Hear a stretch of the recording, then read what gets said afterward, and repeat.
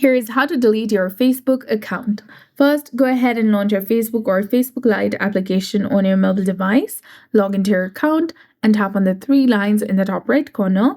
Then scroll down and tap on Settings and Privacy and tap on Settings again. Now go to Account Center and from here tap on Personal Details, that is under Account Settings, and then tap on Account Ownership and Control. Then select Deactivation or Deletion.